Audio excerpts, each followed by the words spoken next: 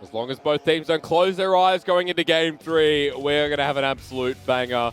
Game 2, Game 1, throw out what you know. Well, throw out some things of what you know. Hello, my name's Hysterics. This is Raz. EDG, IG, comes down to this, Mr. Raz. Yes, it does. Hopefully it's a little bit more competitive. Because I've never seen such a snowball from 2 games in a best of 3 in my life. That's right. And against IG, you'd say, okay, what's going on here? Against EDG, after they performed in Game 1, you go, okay, I'm not even sure myself. I think from what we saw in Game 2, and I'm going to showcase one of the replays, and the only replay that I have ever requested from this game. Please. And that was simply just the game, and well, at least the play in which it turned everything on a dime. The Renekton was far behind, had no shot at being able to essentially come back and against the Jace matchup.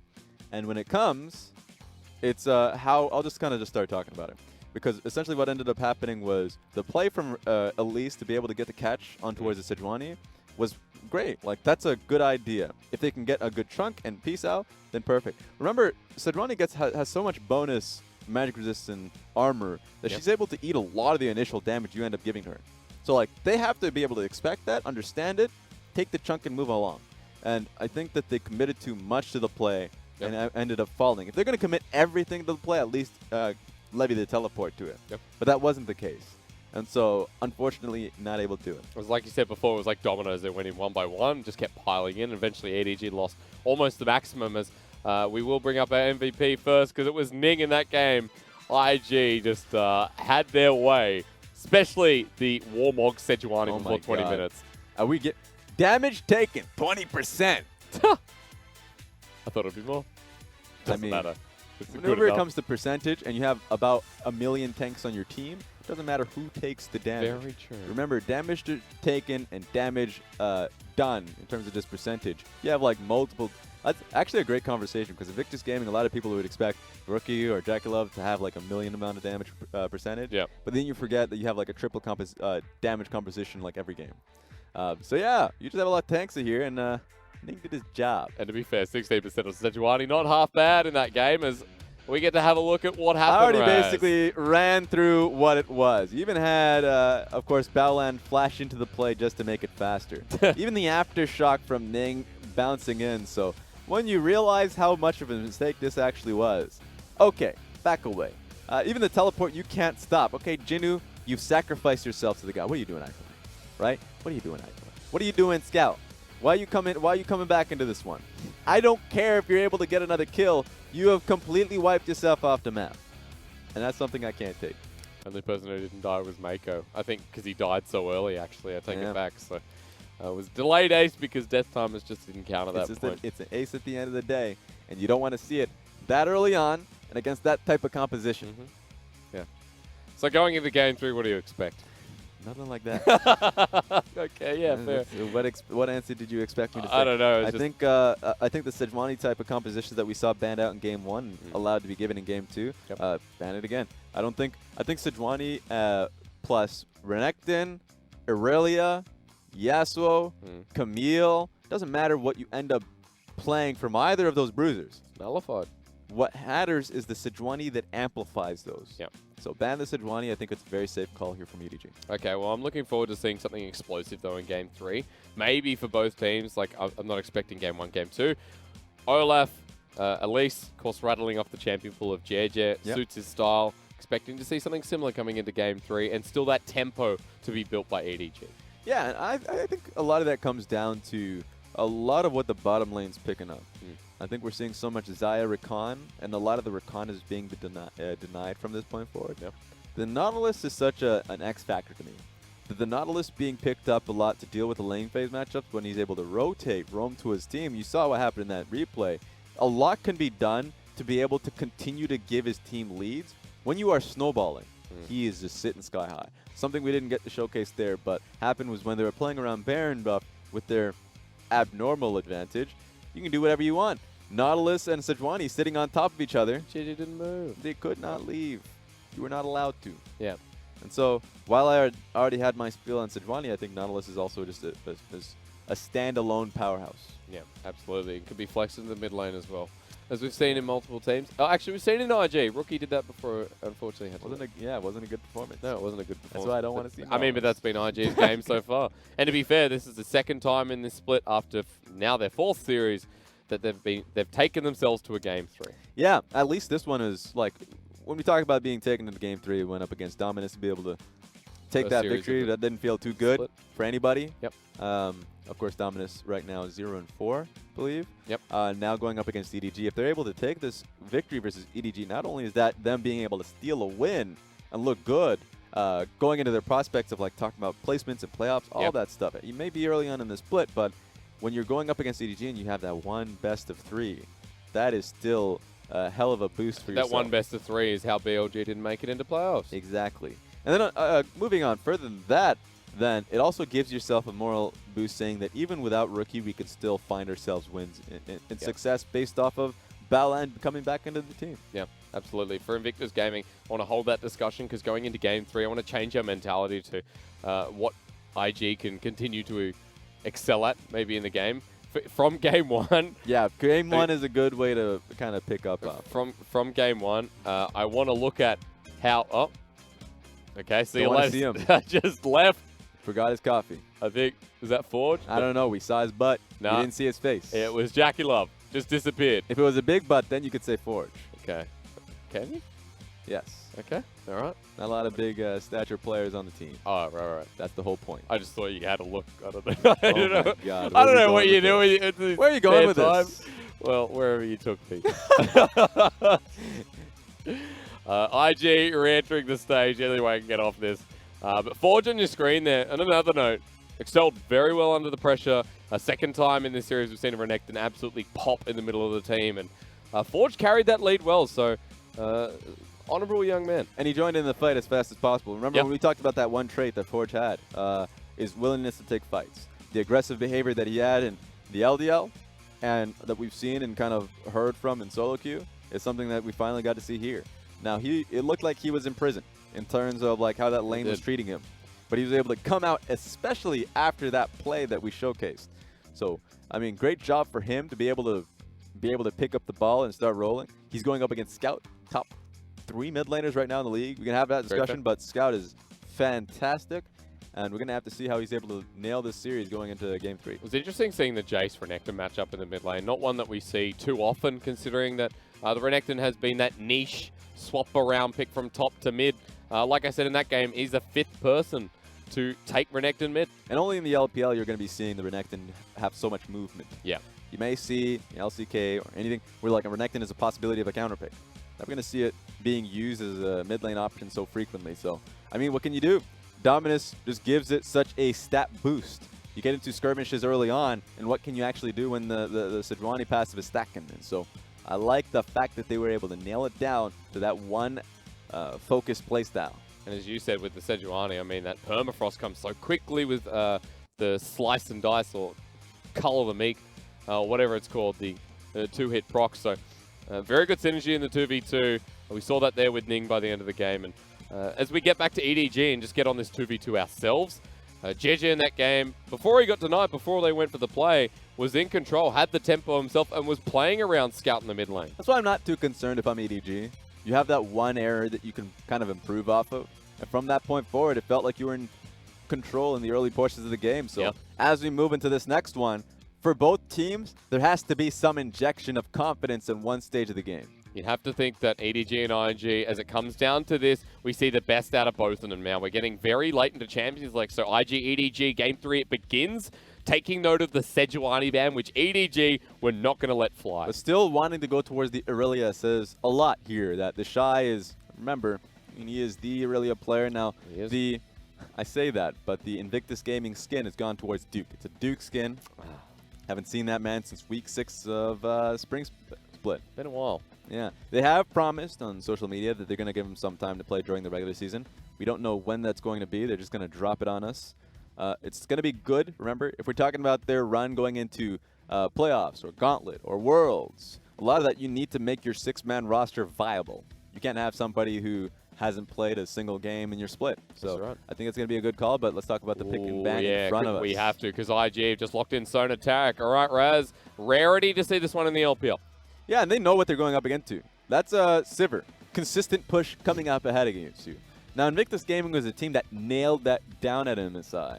So they know what the weaknesses are going to be. They better have some mid lane shove here to kind of deal with Invictus Gaming's early push. You've already got the Akali. We don't know where that's going just yet, but at the moment, you've got the bottom lane locked in as well. Lux into the Sona turret can be a bit of a nuisance here for IG's bottom lane. I mean, EDG is going to have constant push, pick potential with the Q there if they're looking for a dive in the bottom side of the map.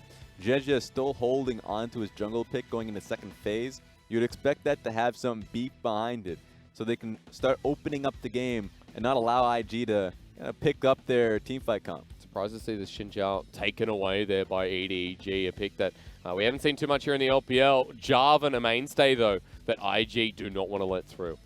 Yeah, so Jarvan was one option. Without Jarvan, Xinjiao, Sejuani, Aatrox, and Olaf. These are so many jungle picks that we're throwing on the line. Elise still there for Elise, Jiejie. exactly.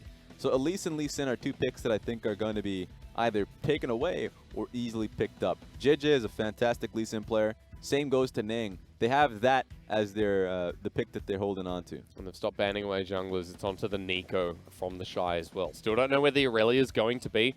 As now for IG, that final ban, do they stick with the trend? Whether they want to get rid of that Elise from Jiejie or focus towards something else. One of these flexes like the Rise still open. And remember, EDG have that first pick going into second phase. Kennen. No Kennen. All right. Okay, that's going to be interesting. Kennen can create a lot of space during the time that Taric is able to go through his ultimate. So trying to take that option away from them. Curious to see Rek'Sai actually make it through this. I can't believe that slipped my mind. One of the top tier junglers still open. Yeah, early game focus here is what we're looking at. And if you're talking about what can combine and work off of the Lux binding, certainly the knockup that Rek'Sai is able to give you. So wonder if it's going to be a Conquerors or a Hail of Blades Rek'Sai. Okay. Ning's Camille or TheShy's Camille. Remember, yeah, or exactly. Forges. It could go up towards mid lane, top lane, jungle, so much flex. Now it's been nailed down. It's going to be a jungle Camille. Okay, so that means the Rise and the Aurelia will be the ones we're questioning coming into these last 40 seconds. But first of all, we have to shore up EDG's composition because we're waiting for that flex itself. Where's the Akali going? Or where is the Renekton going might be a better question. All right. Renekton going to be answering towards that top lane pick. So it's going to be, in my mind, as a hover. But it makes a lot of sense where you would have Akali mid lane. Dealing with the Rise. While it's a tough matchup for the Akali, she's going to be doing quite well underneath her tower. I'm completely fine with that. It's more so Renekton has a good matchup. Jungle is going to be really interesting. Yeah. I think Rek'Sai needs to be able to just take a step back and start farming up because Ning, knowing what nerfs came through Camille in the jungle, knowing you cannot stun your camps, you're going to be taking the whole brunt of damage from both Krugs and Raptors. Her entire early pathing, knowing that Scuttle Crab is also just not an option until 3 minute 15, is so much more volatile. And that's what Ning has kind of been known for, as the volatile jungler. That's right. Sink or swim. He wants to be able to be swimming to that victory. At the very least, we get to see the IG skin for Ning's Camille. So You're assuming too much. No. Mata is still barely willing to play his own skin. So whenever he picks up Thresh, it's like sometimes he picks it up, most of the time he doesn't. He's made his comment that he doesn't want to be able to, like, if he doesn't feel too good about his play, he doesn't want to pick up his championship skin. And maybe that's been the case for Ning, who's also been slipping. We'll see when that skin comes up. Let's see how Ning's going to perform in Game 3, or rather how he thinks he's been performing here in this series. Because we get to Game 3, I mean, this is a draft that caps it off, isn't it? The way you see the Camille, Rise back in the top lane for TheShy, one of his best, and one of the champions that enters the tie he made look amazing. Yeah, I think that we're just talking about across the board. I think at the top side of the map here for Invictus Gaming. Man, I think the composition that we're getting here is full dive. It makes sense, right? Whenever you see Sona and Taric combined with each other, you want to see all-out dive composition to make the whole ultimate from Taric pay off. And I think that's what we're going to be getting here from Invictus Gaming. Exactly right, Rise. I love that you bring that up. Fantastic point that this is one of the best dive comps I've seen across the world paired with the Sona Taric, or at least one of them. Going into game number 3, IG and EDG, let's see if that dive comes forward, or for EDG, if they recover after last game And Jinoo's Renekton, which he loves, can start making work in that top lane. I'm excited to bring us to the final game here in our match of the week of IG taking on EDG.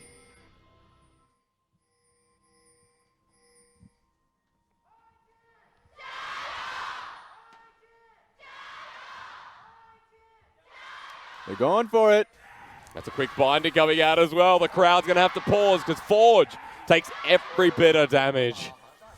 1 minute, 7 seconds in. They find one Q from Sivir. There we go. He's going to be late to come back in. He's even chugging in potions. He wants to stay in the lane. Looks like he has to at this point as well. Doesn't have teleport either, so you can't even just make that call. Really good level 1 to keep Forge behind. Also, enables EDG to go for this ward here. You can see on the red buff. So, going to know exactly where Ning's going to start, whether it was a question or not. Might give them a bit of idea about pathing as well, as they're able to drop the Pixel Brush ward on their way out. I wonder where he's going to be. Yeah, he's going to try and get some chip damage or something. Now, my mind is always where Camille's going to be going. Yep. I think it's so hard for him at this point in time to be able to get level 3 that it's going to be like Wolf Camp, Blue Buff, Grump, single target camp so he doesn't have to deal with too much damage flying at him. So when he gets the Scuttle, he can deal with it and be healthy. That's his ultimate motive in the early portion of the jungling, is to be able to keep topped up and able to at least insert his will in the lanes. At least for Ning going to the Wolf Camp, so it's going to take a bit of damage from this one. Has gone for press the attack here on the Camille, which when we have seen the short Camille jungles, this has been the go-to. Whereas on Jiejie, if there's a question of Hail Blades or Conquer it, well, it's going to be the latter. And I want to see, let's just say an EDG lane, just survive the early kill, not take a risk here. You can already see Jinoo willing to get this pushed in. Not really much of an option dealing with Ryze. And to see Forge, essentially, I wonder actually. I want to see what the wave looks in mid lane. Because if Camille has an option through mid lane, then that sucks. But all I'm saying is because Raptors and Krugs was not picked up by Ning, and that's going to be an easy pickup from Jiejie. Already completely cleared up his top side of the map. He is going to have that experience advantage. Yeah, walks in with ease. Notice the pathing as Ning towards the top side of the map. It looks like both junglers are getting very proactive in this early portion, but Ning unable to get anything, just shadowing for the potential. In fact, he invades for the enemy Raptors on that. So that's one of the biggest difficulties of a Camille jungle, why you do not see it unless if it's specifically Ning. Yeah. It is a Ning pick. I don't see this champion outside of it because of how much you're willing to lose off the pick. Okay, this is a bit of a risk here, Jiejie. Jiejie has a tunnel system to get out, however, it hasn't regenerated yet, so he's going to have to flash over the wall. Ning fails the flash. Now, he may look good in his jungling Ryze, but that was not of the sort. I'm not going to comment. Well, that big flash for flash trade, now suddenly Jiejie gets out with the Krugs and the summoner on the enemy jungler. The only problem with that, I know we're going to get a replay, is that you had vision of the Rek'Sai, at least in a split second. You still flashed in the opposite direction was my point. So it's one of those moments that you would love to be that detective. You know, you'd love to have that pro view available. Now that's not going to be him. It was JakeyLove that is going to be the focus of pro view this time around if you want to see some Sona slithering about with the broken skin. Yeah, how'd she dodge that Lux Q? Because of the skin. Anyways, but yeah, my point is the fact that you already seen the Rek'Sai duck to the right. You still make the play. Perhaps, you know, it was just a mistake on his end mechanically. Yep. Now slipped to something. I'm always going to give him that benefit of doubt.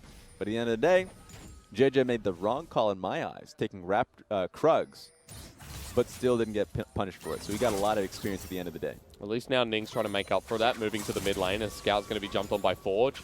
Has himself the electrocute, procs at Forge now at half his health as the Shuriken Flip lands onto him, ignites there as well. Ning jumps in a little bit late, but with that summoner burnt on down, it means that Scout doesn't get the follow-up kill. It was just a good bait from Forge. At the end of the day, he knew that Ning was looking for that one. And that, like with the ignite coming through on that one, at least he gets a summoner. He wants to clear out this wave. He wants any advantage he can get. What is Scout towards 6? I don't think he's close enough to 6 to actually get this, as Forge still has not gotten 5. Half the way there for Scout on the XP bar, and unable to land the Shuriken Flip means that, yep, he's not going to be able to follow up again. Lux has been taking the long route, trying to see if there's an option through mid. Yeah. Of course, now gets seen taking that blue Scryer, so there's no way she can look for the mid lane gank. And Ning was nearby, but Lux moving up means that there's going to be a 2v2 or towards the top side. When are we drilling? We ain't drilling? No, All we're right, not drilling yet. Jinoo getting pushed up against the wave as well. Jiejie opts out for it. Going to go back to clearing, or maybe he looks to mid. So looks like he's out moving Ning. All right, we drilling? I think we see Alaska from Now right. we might Oh, be we go. drilling. Scout hits level 6 as well, but Okay. Forward's playing very safely. Yeah, we ain't drilling. But doesn't mean that Forge is going to be safe for now. It means that Ning's going to have to come in just in case Jiejie's nearby. And he still has a whole slew of camps to work for. So go back to the Wolf camp. Still may have a good base timing here. Let's take a look at the items that are already working out in favor. Rek'Sai, level advantage that he has. Yep. Don't want to beat on it with a dead horse, but that's what happened in the early laning phase. Oh, look at this. That's a big bit of pressure. But that is Sona. Don't ordinarily see Sona Tara cap control, especially in this lane matchup. Yeah. But, you know, circumstances. The Lux had left the lane for a little bit, so moment you're able to come back in the lane, you're dealing with a big wave. Also, Ning is nearby as he just shows himself on the ward. Level 5 now as he goes to Krugs. Jiejie's searching out for him, but he's going to be spotted out by a ward moments before he hits level 6. Doesn't have a mid laner to work around, so you just have to not play your hands too much, knowing that Aurelia is going to be coming back into the game. Okay, actually, they're going to let that go. Yep. Ning is just far too low in HP working off Krugs. Priority in the mid lane as well. Scout roams down just to be safe. Those Raptors not available, but red buff taken and level 6 achieved by Jiejie as EDG is setting up for the bait, but IG are not going to bite. Yeah, that extra ward that you referenced to just gave too much information to IG. They knew that the red buff was going to be taken away, and they just said, I ain't going to contest for it. So meanwhile, while the lead keeps building up from Jiejie, I want us to take a look at the top lane super quickly because TheShy, even though that matchup is great for the Rise, the Comet Rise has 30 CS on top of him. It's crazy. I mean, remember how Comet ends up working in the matchup. Rune Prism gets the Comet damage. In general, you just have the lane advantage. Yep. That Rek'Sai possible gank was needed. Like, that's how crucial it was. The fact that TheShy was able to play safe around that really worked out well for his in favor. He hasn't been too patient coming back into the LPL split. He's actually been dying so frequently to gank, so I think that lesson's kind of been shining through. Remember that for someone like Jinoo, we complimented his ability to play the weak side of the map.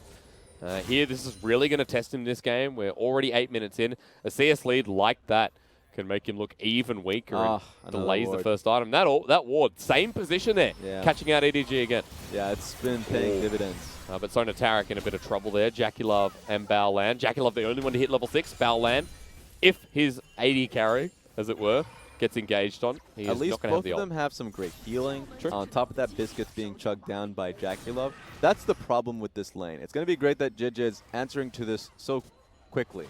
But remember, right now you're getting to a point where it's kind of difficult to be diving a Sona Tarek. Yep. Especially since Baolan just hit my that level God. 6. That ward's still there. Help! Help! Why do they see me? Why are they reacting? Need some more control wards there on the side of Jiejie. There is one in the mid lane for Scout, but he needs to put it down. Hurts. Although, wondering where it's going to be. It's pinged out. Consistently spotting Jiejie, while Ning, on the other side, you saw he picked up the red buff during that time. So he's back on top. In fact, Ning started to accrue a lead. So take a look at this. This is what we love to see from IG in the past. TheShy is just dominating the matchup he's been referencing to. And now here we go. Go for the dive. Available. Dominus first from Jinoo. When's it going to be popped into the adaptive defenses? Ning just uppercuts him to the face. Scissor legs destroys him. Thumbs up is right. And of course, you can just juggle aggro with the ultimate. And he just took damage from the turret as well, just able to eat it with the Camille passive. So yeah, great job from Ning, able to get the job done. Immediately, first blood for IG, a very clean start, and it seems like this game is going to be a lot cleaner to kick things off. IG already had a lead, but now 1,500 gold, 10 minutes on the game. Game 3, TheShy, to play through him. This is the IG we talk and rave about. Yeah, and all of those concerns we had about earlier on, to your point, right, about the Camille jungle, gone. Kind of like game 2 about the Renekton. Sure. Gone. Like, right now, IG can start playing around top side of the map, and it's going to have to be EDG trying to force these trades. That JakeyLove, even though he's getting chunked a little bit in these lanes, they're not willing to start diving it just because Scout's not going to be available, doesn't have teleport. It's being pushed in mid, or at least kind of being preoccupied. And right now, Jiejie doesn't seem comfortable enough to go for that dive, he's going to have to try something. And further to your point, the reason that Jiejie is now behind, or rather at equal point in CS, is because he's looking for the gank top, spent a lot of time there, looking for the gank bottom lane, kept getting spotted out on that ward, and missed out on camps while Ning was farming away and going for the invade. And remember, coming into the game, I had that primary focus for Rek'Sai to just farm, get the experience advantage, and at least have some wards, of course, right? Have some wards to be able to say that Jinoo is a little bit safe topside, or mid lane is a little bit safe, but always put yourself in a position where you can trade sides. But you'd always have the experience lead over Ning. Yep. And that hasn't been the case here, as you already referenced to, so even the red steal that we saw from Ning, now you're going to be tough to deal with Invictus Gaming's comp. You really are trading, aren't you? Ning goes to the Rift Herald while EDG, their bottom side, seems to be the priority again, but getting a binding down there from Meiko. Jiejie, no response, back to his own jungle. Picked up the Scuttle Crab and is now trying to farm to recuperate that lead while having to actually cover mid while we look at the bottom side and JakeyLove into Baolan. Now they go into Crescendo. No. That's not good for iBoy. On the hunt is Pop, but I think he's already dead. Baolan gets him as he flash, sends him back to the beach. Feels bad. Like IG trying to look like they were baiting for the kill, right? You get completely hook, lined, and sinker. JakeyLove still survives from all of that. And iBoy was thinking about the trade. He's thinking, should I be able to be in an aggressive position to trade back on him and get stunned out by Baolan? And in this double tier bottom lane, Baolan and JakeyLove just styling on iBoy and Meiko at this point. And so we'll have another look at that again. It looks okay as Meiko got the stun down. It's not supposed to be like this for the Sonotark is finding these kills within the laning phase. But just take a look at iBoy's positioning as the fight starts to come through. JakeyLove eats it all. iBoy walks in so he can get some auto attack, maybe follow up thinking he can get a kill off of all of that. But of course, Baolan says, what you doing, son? Like, what's going on here? Just clubs him Come a back, couple I wanted of to times stop. with the megaphone. I was mentioning before the double tier in lane, well, there's double amplifying tome there for JakeyLove, so that's where a lot of that burst damage started to come out. I know there's a lot of memes out there about how much damage Sona does. This is a good showcase of that once again, and turns that weak side into a strong side where IG now have everywhere on the map that's theirs. And the tough point to deal with, I know that the word of the night has been Snowball with the past 2-3 games. Even if we're talking about the last series. Also true. Vision control can start to snowball towards Invictus Gaming with what is a double support composition on the bottom side of the map. They have so many more wards to be able to place if they can get things rolling. And on top of that, Camille is now a threat. Yeah. Camille is somebody you cannot deal with. Renekton is always now, a little bit of PTSD, thinking about a possible dive that Ning could look towards. When he's already dealing with this! Yeah. I mean, turret plating's going down, but it's too late. TheShy already has all of it. And that splash damage absolutely sucks. Splash Brothers. Have another one. Come Jinoo back. has to leave. I want to talk to you. Now, if he wants to get back in this lane, which he definitely doesn't, he'll have to I got expend a the secret. TP. Don't go back home. No. Home ain't so... Oh, my God. Okay, he's gone. He's losing his turret. He's leaving. TheShy's going to get the turret while IG Stop Ning it! again. Stop it. He's trolling, man. He really is. The second time. This second time, you're right. Raz, Right, look. it's okay. Yeah, we'll put that aside. Still, Ning's in a lead. I think it's okay at this point. It's really the first step to it being okay is just saying accepting. it's okay. Yeah, acceptance. The 5, what is it? The 5 points of denial. The 5. I don't know. I've never been to therapy. You should go. I did not go. Please, you should go. Okay, Yes. all right. Discussion for another time, apparently. I want to take state of this game, however more painful it could be for EDG. Top lane is where I'm going to start, because that is a 50 CS lead, which is even growing further for TheShy. And he got solo gold on the turret. That's 2.5 or 2,300 gold. Yeah, it's huge. As a Rise that's going to be playing this one out slow, and we're talking about what you should be doing as Invictus Gaming post-laning phase, keep yourself on that lane. Yeah. Like, be on that side lane. If you want to, you can have Aurelia and Rise on side, but we already talked about what the intent is. It's just like group up, Protoss comp, group up and just roll straight through. That is what I'm expecting. That's going to be the reality. The Ocean Dragon's only going to make it easier for Invictus Gaming to kind of just throw that away, but it seems like they're grouping for it. I will say I apologize. The graphic there for IG wrong for all 5 turret platings in the top side as we saw that go down. We saw that happen, so all and more gold over to TheShy, who's now picked up the Oblivion Orb. and IG, another Dragon comes up. It's Ocean, it's theirs. And EDG falling even further behind here. 3K gold lead, 15 minutes in the game, and IG have moved mid with a crescendo that didn't hit the right note, it seems, onto Scout, or rather Meiko. So close to see that landing. It's a dangerous position to be coming right back through mid. And Riftwell going to be taken here as well, dropped into the mid lane now. Meanwhile, Scout gets bursted out in the middle of his smoke screen. TheShy was the one to do it. Forge in the bottom lane, Riftwell still charging. What can EDG do? At this point. Okay, they can look for a pick onto TheShy, but remember, he's got Seraph's Embrace, so he's fine. It's really getting more and more difficult for EDG. You can see Jinoo in the top side of the map trying to get a trade, but even then, Forge is there before him. The Phage Kindle Gem Renekton without his first item is really feeling the strain. It is a breath of fresh air for IG to be seeing success. Yes. Like right now up against, of course, EDG, the best of teams. And it seems like regardless of whether Rookie is here or not, that as a team, they're playing through TheShy. Yeah. They have a very clear focus on how their comps are supposed to come through. Ning is looking considerably better. TheShy is looking see plays fabulous. like that, yeah. A+, my friend. A++. Keep doing you. The amount of times we've seen in these past 2-3 weeks, even at MSI, where we see TheShy bullied or falling down. It's been a while. It's been since the spring split that we've seen the best of TheShy. And they're all going to be receiving this damage, by the way. There's not a single tanky bone in their body at this point. They can hold back the flat magic penetration coming through from both the Oblivion Orb. Battleland's going to be in deep trouble. Okay. Good touch away from the light binding. The rest of EDG were there. Could have been a kill. Yeah. And also just the magic boots coming through. So at this point in time, TheShy, wherever he goes is where the fight is. Good to see how Forge will revolve around this as well. I know there's a lot of talk about TheShy and Ning and how they've set up this game with simply a kill and all the map pressure in the world, as well as a good recovery through the jungle. Forge has a Trinity Force, and the next fight could as well just be his as well. Yes, and one thing I think we need from Invictus Gaming, no pressure, no added pressure whatsoever. It's a rookie. You know, personal life comes first, and allow yourself to do you. And right now, if Invictus Gaming are able to find their success at the moment in time, there's no extra pressure of, you know, needing to come back. Not at all. So Forge is, as I am saying this, about to get caught.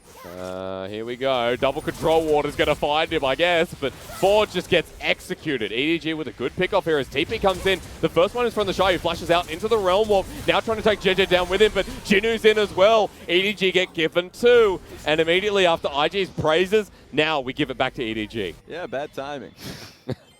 What can you say? But please don't come back. Take your time. Don't worry about it. Ning. Right now, EDG, great position to be able to take up blue. IG stacking 3 members in this choke here as Jinoo gets to push up. Look at the mid lane. iBoy able to move there, get the shove out himself. So could be a turret, could just be the blue buff taken away. But EDG set up for success. And it seems like the mid lane turret is the next to go through.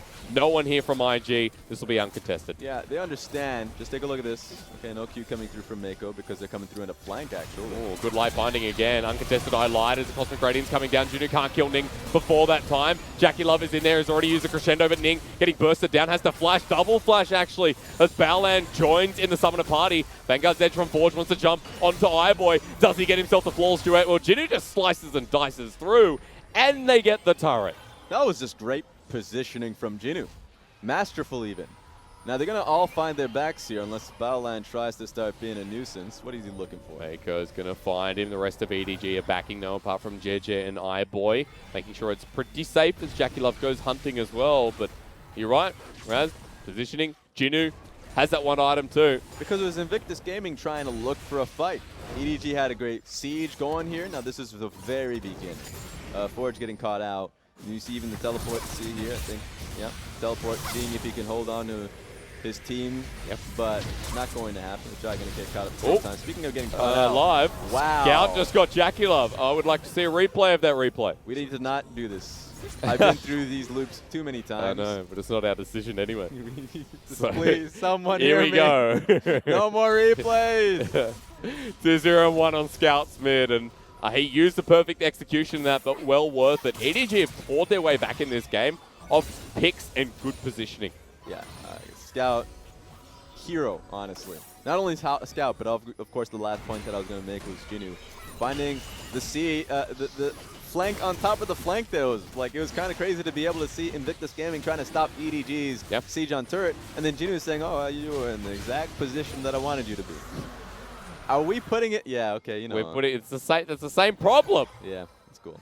At least they know that there's going to be a play happening in the full screen. Yeah. So they are very much considerate of our concerns. Scout was just sitting on no vision and got the perfect pick off, but it doesn't matter because IG still managed to move their way to the top side while we're looking at the replay. Yeah, someone needs to base for this. I know that they have the 4 members here prepared, but thinking about Renekton, that doesn't need to be that far down to the bot side of the map. Have to be concerned about Invictus Gaming possibly diving. Yep, can't deal with the TheShy at this point anyway, so gets the shove out now, looks to roam back to the mid lane as they catch out Ning, but it's not going to be enough.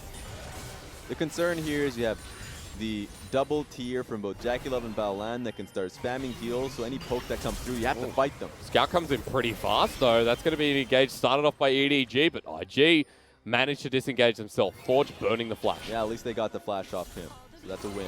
But remember, as I said, any poke that comes through, healed up pretty easily. That's the frustrating thing about dealing with the Sona and Taric, is that the consistent flow of heals, especially when they have the mana pool to go through it, that can just feel like that just nullifies. Intersieging doesn't really stop here. Scout and iBoy, that's the first chunk. Going to be taking good light binding once again. And disengage from Ning. Here comes the Cosmic Radiance down. Onto 3 members. JakeyLove doesn't need to get it, but IG, big ultimate down for the engage off for Balan. At least they got that. And it's now pushing Invictus Gaming away from that play. But they might find something on Jinoo. Not too interested on it, though. Hard to lock down the Renekton. Slice and Dice will be the disengage tool to watch out for. But right now, IG just looking across the map for picks. EDG, good job not getting picked out is a simple way to say it, but even better job regaining control around the Baron to put this vision down. Yeah, and I think right now it's getting too dodgy. You're seeing possible plays coming back from EDG. They need to start going back to TheShy's major primary strength on side lane. Sure. That he was already handling Jinoo on side, and on top of that was chipping at inner turrets. That inner turret in the bottom side of the map should be a primary target. He doesn't, he'll have teleport early enough for the Baron to be an issue, so I think he'll be okay as long as if he goes bot lane now. But take a look at this. Really interesting positioning from EDG. Oh, no. Look at the top wave pushed up. IG don't expect them to be here. Light binding doesn't connect. They need CC2 though. Scout jumps in. There's the flash knock up as the Vanguard's edge comes out for Jiejie in a good position once again. They get the knock up. They get the Void Rush, and Forge goes down as well. Into the fray now for Invictus Gaming as Ning has jumped onto iBoy. This is just the damage whopping on out, and Meiko takes 1 Q from TheShy. Get ready for another. He doesn't have the flash, but the Realm Warp has come out as well, so Meiko gets away, but IG turn that on a dime. TheShy right now has glowing eyes. He's a beast at these team fights, and it's turning opportunities now against EDG. Baron buff ready. Ward down. IG need to clear this. Balan sees it, hit it. And there we go. So now it's blind. Fast. Jinoo has a ward to drop down, but with 3 members, you're right, this is incredibly fast. 2,000, 1,000, Dominus there, Scout, Meiko, they can't steal it, TheShy who secures it with the Cosmic Radiance into the middle. Jinoo can't get the kill before it comes down. Now for EDG, they have to deal with the Sona who just heals like bloody no tomorrow. Scout in the middle of the smoke screen wants to find the pick. They lock down one in the back of the pit. TheShy takes a beam, but as Jiejie comes in, they still can't kill the Rise, who's starting to free fire away. iBoy and Ning you watch on the side. You also watch TheShy because he's still alive, damn it. Ning has his time in the back, TheShy in the front, and really it's just party all over. The focus all on Rise. He was nailed down to a chair with the Lux binding, and he still smacked them. 1,000 damage alone on Meiko's HP bar. He 100 to 0 him. He is snowballed. I think IG, Raz, 10-second death timers. My question is how far they take this now. Scout's going to be up, iBoy's going to be up. That's the right move, it seems. They can play this one slowly. Yeah. I have the utmost confidence. We look back at that fight. Just look at the shots. I know you were focusing on literally every aspect of it. That's how chaotic the fight was. But he was in the pit. He recognized, this is great from EDG, by the way. They bought time. The Shroud is up and available. You don't get to see it with the replay. But he was buying for some time. He still gets hit by the Q. And then TheShy is dealing with 3 people. He still even uses a shield on the Lux ultimate. Smashes Jiejie. And here comes Meiko, and take a look at the damage. Right here, right here. Boom, boom. That was 1,000 damage alone that he was able to pump out. And yeah, so IG, 2 thumbs up, 3 thumbs up. Yeah. Add more thumbs. Colonel approves. And to be honest, at this point, a very big surprise on my part. The way this series has gone, I thought we'd see scrappy from one side and very secure from the other. But EDG, while they've still got some fight, Invictus Gaming just seemed to be coming into this third game with their heads held high. A lot of confidence, individually speaking. Yeah. Because in a moment where it seemed like this team was battered, TheShy and Ning came in strong. I think we're talking about JakeyLove was always performing. Baolan, of course, this is the first time he's coming in, and you can see the effect of all those players being confident in their own true abilities. And I mean, for Forge to come into this series with a big W, it's always a good boost in confidence for him as a rookie. But they got to find the win first, Raz, because IG are battering on the door, and even with a 9K gold lead, Invictus Gaming have to be careful. Running up to the inhibitor, flashes there. Forge is the one to flash forward. Confidence indeed, Raz, it seems, as now the Cosmic Radiance to come on down. Hits 4 members, as TheShy doesn't need it anyway. He has enough shielding, hits 1, and that's Jinoo, who's almost dead. He has 20% HP sitting. Right now he needs to come back because these Nexus turrets are taking a hit. Minions are traveling in with the Baron buff. That's one already down. Ning into the backline. Scout gets obliterated, and that's because TheShy is having a good old time. I told you it was a party, but it's only for TheShy, who is spreading like there's no tomorrow. Give Rise some gold, and he'll do that. A triple kill, the series. Invictus Gaming are back on top. Or rather close to. Needed. Nah, that's how you do it. Invictus Gaming needed this victory, and in fact, I would say they just needed to know that they can play well again. It's crazy to see it happen. Both EDG and Invictus Gaming, the fact that they were able to take it last laugh. We might see this as a possible finals. I talked about that. But IG at least needed to feel like they can be on top again. It's a series that we'll look back and we'll ask, okay, what were the defining moments in this series? There will not be another game apart from Game 3 that we look back and say, who held dominance to the end? And it was Invictus Gaming that came out and absolutely demolished EDG in that final game. And here's the thing. There have been criticisms, concerns, all of that, levied specifically towards this man here, TheShy. In MSI, his entire group stage was him essentially saying that I can do whatever I want. Yep. Like, lacking respect, mostly because he felt like he was the best player. He is the best player. And then you get to finally the semifinals that comes through. Yep. And while people don't point the blame on him, it's legitimately just like Ning, Baolan, team fights going awry. Suddenly he comes out of that tournament with a bad taste in his mouth, comes into the split, playing even worse. And then finally he gets a game like this where you can see him at his peak. Reminds you, especially for our international audience, reminds everyone why we were hyping this player up. And if that doesn't spell it out for you, I don't know what will. When you do 27,000 damage and the next highest was 14,000, that tells a good story. That was a damn good story. Oh it's a nice story to tell.